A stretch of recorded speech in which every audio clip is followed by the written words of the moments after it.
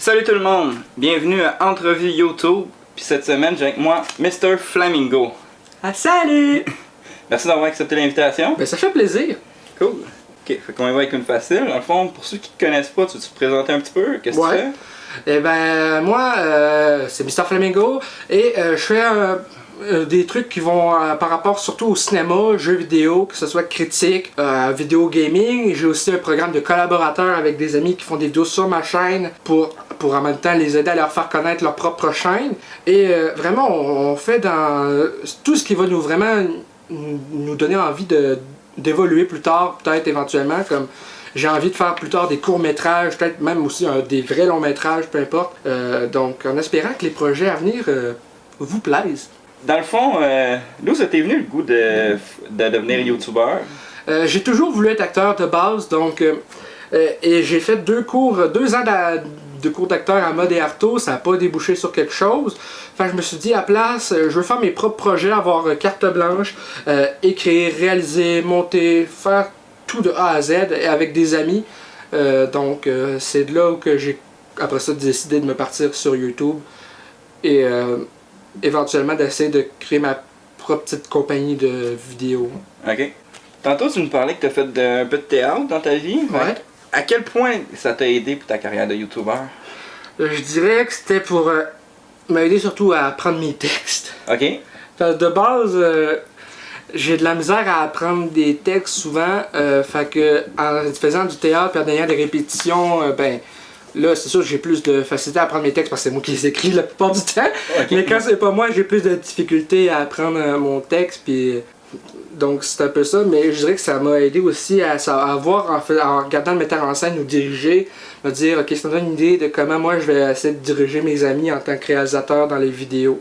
Okay. Donc je dirais que ça m'a aidé à ce niveau-là. Les cours aussi parce que là-bas t'as pas juste des cours de caméra d'acteur, t'as les cours pour être devant la caméra. Il y en a qui des fois sont en train de diriger la caméra. Il y a un prof pour les études caméra, il y en a une qui fait des cours de diction, enfin bref, c'est vraiment varié. Ça a été une expérience qui m'a aidé, je pense, en gros, pour tout rassembler ça ensemble. Tu penses que tu aurais été aussi à l'aise de faire tout ce que tu fais sur YouTube sans ces cours-là? Peut-être juste pas avec les plans de caméra. Okay. J'essaie de mettre en pratique ce que j'ai appris parce que il nous montrait que par exemple, des fois il y a comme caméra A, B et C, fait qu'il faut des fois voir comme t'as une caméra comme ça, une là, puis une là, fait qu'il faut vraiment essayer de voir est-ce que tu filmes sous différents angles, surtout quand tu as juste une caméra pour tout faire. Ouais, ok. Faut juste penser après ça à tout, à dire est-ce que j'ai filmé sur ce plan-là. Enfin bref. Là. Puis sinon, depuis quelques temps, tu as transformé ta chaîne en chaîne collective. D'où ça t'est venu à la tête de dire bon, je fais une chaîne collective, puis je me lance? C'est pas mal un peu une idée qui m'est venue en regardant Golden Moustache. Okay. Parce que eux autres, j'ai constaté que par exemple, ils ont plusieurs personnes qui peuvent créer leur propre petit court-métrage de peut-être 5 à 10 minutes. Et je trouvais ça intéressant de me dire, ben, j'ai des amis qui sont également sur YouTube et que leur chaîne pogne pas autant que ce qu'ils devraient, ce qu'ils méritent. Fait que je me dis, si je peux les aider à leur faire une pub en même temps, puis en même temps qu'ils créent des vidéos exclusives pour la mienne et le site web, ben je me dis ça peut peut-être les aider à un moment donné à aussi décoller la leur. C'est pas facile d'être youtubeur au Québec, hein? Non, pis ça l'est des fois encore moins quand t'es ouvertement autiste, tu sais, quand tu le dis de même, genre je vous le dis, je suis autiste. Donc des fois il y en a qui ont, j'ai l'impression qu'il y en a qui ont peur de suivre quelqu'un qui est comme différent en quelque sorte. Ok, mais ça t'arrive d'avoir des mauvais commentaires. Ouais. Est-ce que dans le fond, t'es-tu fait une carapace avec le temps ou c'est encore blessant? C'est encore blessant, je dirais que ce soit avec mon autisme ou autre, je suis quelqu'un d'assez souvent qui a de la misère à gérer ses émotions, puis je vais être facilement atteint par des commentaires méchants. Et je comprends pas les gens qui trouvent ça drôle ou juste correct pour eux autres d'insulter d'autres personnes comme ça pour aucune raison. Ok. Je me dis, je fais des vidéos dans le but de divertir, de montrer ma passion et d'aider des amis. Puis moi, tout d'un coup, on m'envoie des messages genre crève, c'est pas bon. Je suis genre. Hein? Ouais, c'est désagréable quand même. Que J'espère que mon public fait pas ça, s'il vous plaît. Ouais. Soyez respectueux. Si vous aimez pas un YouTuber, ben écoutez-le pas, c'est tout. Envoyez-le pas chier. Exactement. T'as une série qui s'appelle Le Flamingo Enragé, dans laquelle tu testes des jeux pourris. Aux États-Unis, il y a l'Angry Video Game Nerds qui fait la même chose. Ouais. En France, il y a Joueur du Grenier. Au Québec, on a Testeur Alpha. Pourquoi t'as décidé genre de faire un concept d'émission qui est déjà fait et refait par d'excellents youtubeurs? Je dirais que c'est un truc qui me tentait depuis longtemps, puis je me suis dit peut-être que l'adapter à ma sauce également, ben, des fois, il peut y avoir plusieurs, par exemple, des films, il y a des remakes au Québec, aux États-Unis ou autres. Je me dis, si eux, ils font des remakes d'un film populaire, pourquoi moi, je ferais pas une adaptation tout simplement qui est différente et que c'est pas les mêmes jeux forcément également, puis on a chacun notre type d'humour. Ouais. Testeur Alpha, ben, lui, tu sais, son style, par exemple, vestimentaire, c'est genre métal, il aime le métal, de ce que j'ai pu comprendre avec ses goûts de musique et autres, ce que je trouve que c'est une très bonne musique également. C'est que moi, je me dis, je voulais combiner la vulgarité de la VGN avec un style vestimentaire qu'on connaît avec le joueur du grenier puis sa chemise. Ok. Fait que j'essaie de combiner tous ces éléments-là et de faire quelque chose de complètement nouveau avec ça. Ok. Puis c'est en même temps un hommage que tu leur fais, et que tu me dis que tu prends des bouts de. Ben, j'essaie de Video prendre Game. le meilleur de chaque. Ok. Par exemple, la Hungry Video Gamer, j'essaie de prendre le meilleur qui est de la vulgarité. Testeur Alpha, ben, j'essaie de prendre juste l'idée du fait de sacrer de temps en temps, mais en l'amplifiant un peu à la VGN. Et Joueur du grenier en mettant une chemise qu'on va reconnaître facilement, qui est moi une chemise avec trèfle. Sinon, t'as aussi créé un personnage qui s'appelle Masturmain. Ouais. Pourquoi t'as décidé de l'exclure de la chaîne Mr. Flamingo puis de faire sa propre chaîne? Ben au début, là, il est revenu sur ma chaîne parce que ça pompe pas suffisamment non plus sur sa chaîne solo non plus. Mais l'idée c'était parce que c'était pas tout le monde qui l'apprécie ce personnage-là. Je comprends parfaitement, c'est pas un personnage qui est fait pour plaire à tout le monde. Surtout avec sa voix énervante, puis le fait qu'il réalise pas qu'il est emmerdant, qu'il est genre décollé, ça se dit. Tu sais, je voulais faire un personnage un peu comme. C'est comme mon hommage un peu aussi à Testeur Alpha avec le personnage de Beta, tu sais. Ok. Beta, bien sûr, c'est un personnage, bien sûr, qui est joué par un gars qui est super sympathique, tout comme Alpha, tout. Et je voulais un personnage qui était à ma sauce encore plus énervant que ça. Pour moi, Beta, c'est un personnage qui est un peu énervant, mais quand même attachant, parce qu'il sait pas trop, mais Masturbain, je voulais juste un personnage qui est pas attachant, il est juste énervant. Je voulais un personnage qui est juste négatif. Là. Ok. Je voulais amplifier ce truc-là, puis faire en même temps un personnage, puis vu que je suis enfant unique, je voulais un frère jumeau fictif, quelque chose. Ok. Donc c'est l'idée. Et comme il me manque 2 dents, je porte un appareil dentaire pour camoufler ça, donc je l'enlève pour que je masturbe bien. Ok. Je mets une perruque en arrière pour faire une coupe longueuil. Puis, mais là, c'est ça, il revient sur ta chaîne. Ouais. Puis, comment t'as trouvé ça, d'essayer de le lancer puis que ça marche pas? Ça t'a tout déçu? Ça m'a déçu, mais il faut que je teste des trucs pour voir si ça marche ou non.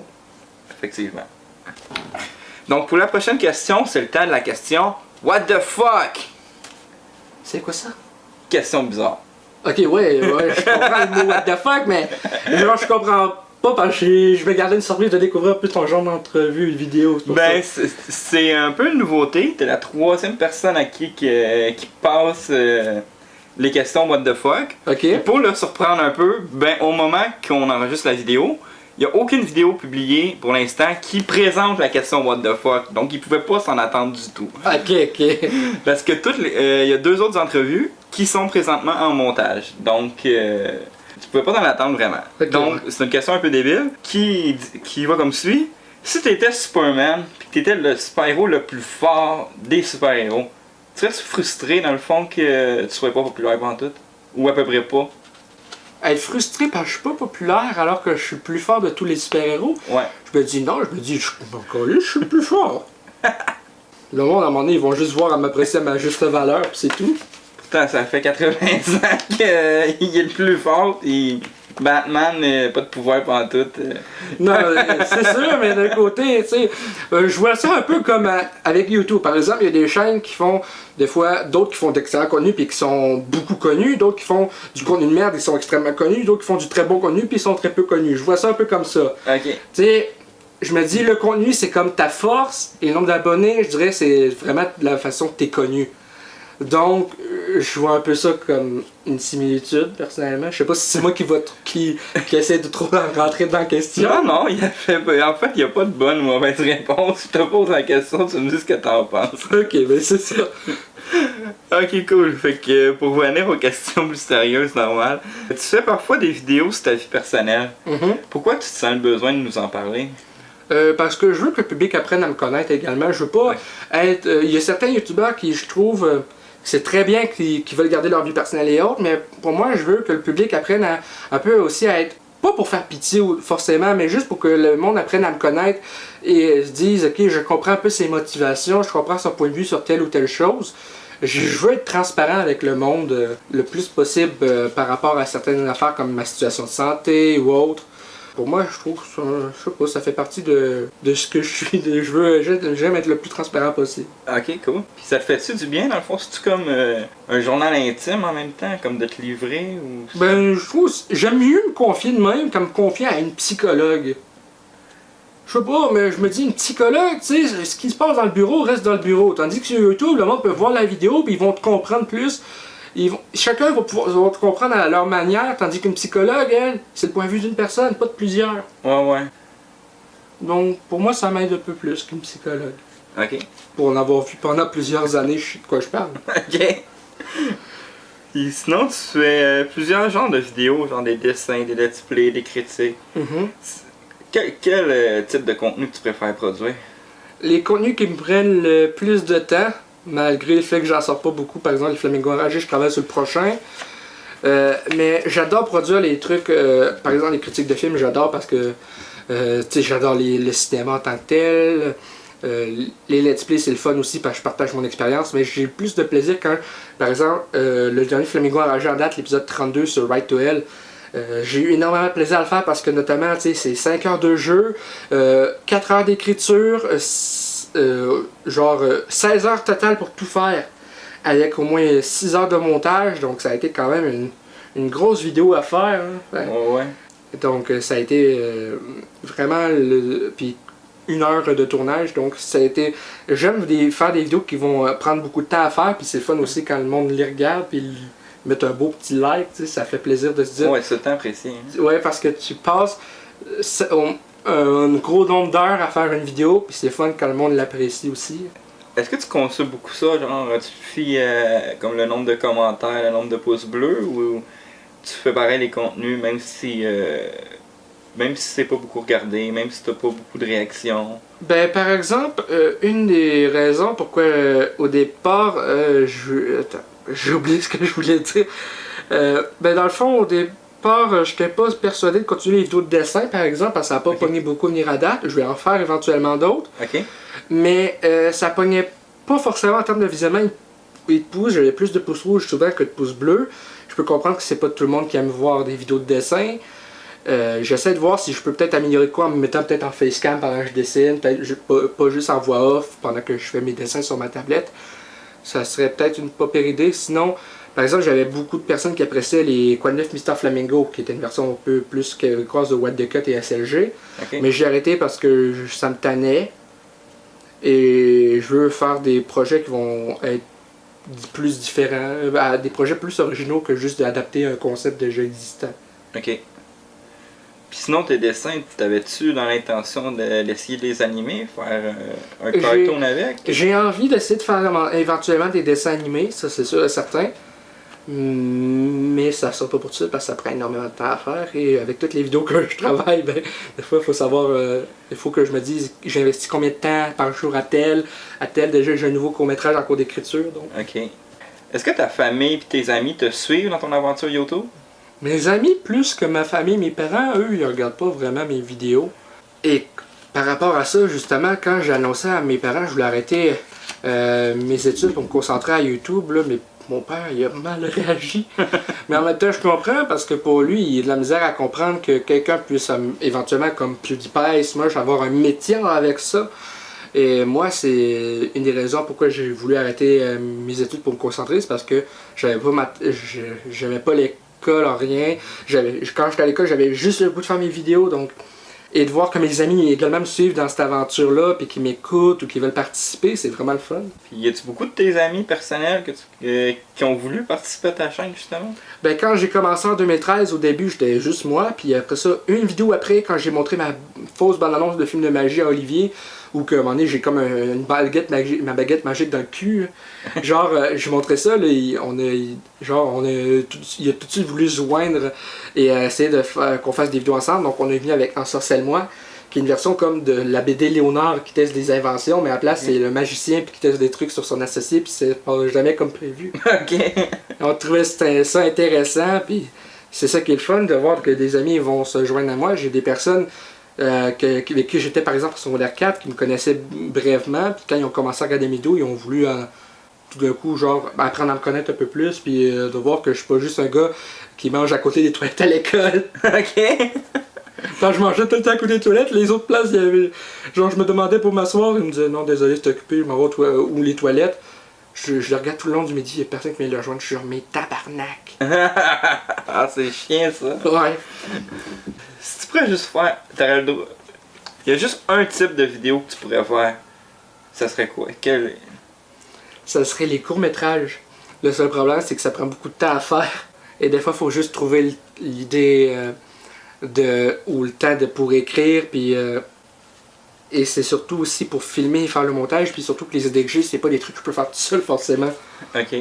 Donc faut que après ça, j'essaie de convaincre des amis, puis la plupart de mes amis youtubeurs qui sont à Montréal, donc moi je suis pas dans le même coin pantoute, puis Ouais. c'est ça la petite problématique. Je vous en parle, là. Moi, je descends de Montréal, puis. Asti que c'est long! Asti que c'est long! Ouais, c'est. Quand j'étais pour aller au Geekfest l'an passé à Montréal, tu sais, j'ai dû prendre un bus de Québec, Trois-Rivières, après ça on me fait le livre de Trois-Rivières à Montréal, puis tout, fait que. Oui, c'est long, mais ça vaut la peine parce que tu fais des belles rencontres, pareil. Ah ouais, moi je triple là aujourd'hui. Là. Donc, on est rendu à la dernière partie de l'entrevue. Il s'agit de la section en rafale. Je te nomme 2 choix. Tu me dis ce que tu préfères, puis tu peux me donner une petite explication vite faite si ça te tente, ou je vais juste passer à la prochaine question. Donc, JDG ou Testeur Alpha? Eh boy, ça c'est tough. C'est chiant, hein? Oui, c'est chiant parce que je suis ami avec Testeur Alpha. Je dirais, en termes, je vais soutenir Testeur Alpha parce que c'est pas une question, pas juste parce qu'on est amis Facebook et tout, puis qu'il est super sympathique et tout, mais c'est juste que, je sais pas, je veux soutenir parce que j'aime davantage peut-être le fait que Isaac puis les Français, ils utilisent pas les mêmes mots, tout, je sais pas, pour moi ça a une place particulière parce que c'est... Bon, on s'entend que c'est 2 excellents youtubeurs. Ouais, c'est une question chienne, là. C'est ça, c'est une question, tu sais, c'est comme... c'est comme choisir entre un coup de pied dans les couilles puis un doigt dans le cul, tu sais. Il est drôle de choix. Hein? C'est ça, tu sais, dans 2 cas, tu sais que tu vas avoir mal. C'est ça. C'est ça. Donc, aller au cinéma ou jouer au quilles? Je dirais aller au cinéma parce que tu peux y aller le mardi puis c'est moins cher. Le dimanche, ça coûte 20$ 3 parties. Fait que Oh! 18$ en fait, là, fait que... je dirais aller au cinéma parce que ça me permet de faire une vidéo puis je fais pas de vlog au quai, tu sais. T'as jamais tenté? Non, Ok. c'est trop bruyant. Ben je sais, pour ma vidéo de fête, c'était bruyant puis... Enfin bref. Des jeux rétro ou des jeux next-gen? Next gen. Surtout avec le Spider-Man PS4 qui s'en vient en septembre. Wouhou! Ouais, hein, tu en avais parlé beaucoup sur C'est Facebook. le jeu que j'attends le plus cette année. Puis pendant Spider-Man, Venom ou Carnage? Venom. L'humour des Griffins ou l'humour des Simpsons? Les Griffins, parce que c'est plus trash. Ok. On dirait que les Simpsons ont comme un petit filtre. Ouais, hein. Ça a tendance aussi, à la version québécoise, de québéciser de rendre les références en plus québécois. Par exemple, dans un moment donné, il y a comme dans un épisode, je me rappelle plus c'est quel, je pense que c'est dans celui-là où Mark Hamill fait une apparence en Luke Skywalker. Il y a comme un gros puis un mec suspendu au plafond puis qui se battent et ça fait « Oh, Antoine Bertrand puis Guillaume le métier vierge ». Ouais. Tu sais, ils font des références comme Smithers qui se fait dire par Burns « Je n'apprécie pas les Alain Zouvi ». Alain Zouvi, c'est le gars qui fait Smithers, déjà là. Moi, c'est juste ça. Okay. C'est trop. Tandis que les Griffins, tu sais, ça garde leur référence plus, je trouve, américaine. Même si c'est doublé au Québec également, même si on perd souvent les droits quand ça sort en DVD, c'est au début c'est genre France, après ça États-Unis, après ça, Québec, après ça, États-Unis, après ça, Québec, on perd tout le temps les droits. Je suis genre, what the fuck? Ouais, hein. Ils ont skippé une coupe de saison, je pense. En français, ouais. Enfin bref, je me suis perdu un peu là-dedans, mais c'était Ok, un peu donc, ça. l'humour des Griffins. Ouais. Puis, regardez un film en français ou en anglais? En français, personnellement, mais il faut que ce soit une version québécoise de préférence. Ok. Parce que j'ai aucun non, en anglais, j'ai aucun problème parce que ça, c'est quand j'ai pas le choix. Par exemple, sur Netflix, je vais mettre un film en anglais parce que Netflix Canada, il y a presque rien en français. Ouais. Mais quand j'ai pas le choix, genre Better Watch Out que j'ai reçu d'Amazon tout récemment, un film pas disponible en doublage français au Québec en tout cas. Je vais l'écouter prochainement, mais tu sais, quand j'ai pas le choix, c'est sûr, je l'écoute en anglais, mais sinon, de préférence en français, parce que ça me fait moins travailler l'esprit pour traduire manuellement chaque mot. Ok. Donc, on a fait pas mal le tour des questions. Ok? Merci d'avoir accepté l'entrevue. Ben, ça C'est fait bien plaisir, smart. encore une fois. Donc, merci d'avoir regardé l'émission jusqu'au complet. Laissez un petit pouce bleu si vous avez aimé, c'est tout le temps apprécié. Puis, s'il y a des questions que vous auriez aimé que je pose à Michael, écrivez-le dans les commentaires en bas. Probablement que s'il passe par ma chaîne, il va répondre à vos questions. Ouais, je pourrais répondre en commentaire, pas de problème. Donc, si vous voulez aller voir sa chaîne, tous les liens sont dans la description en bas, son Facebook, sa chaîne YouTube. Puis, n'hésitez pas à vous abonner à ma chaîne ou à sa chaîne, ou les deux, ça serait encore mieux. Donc, Yeah! merci et salut! YOLO!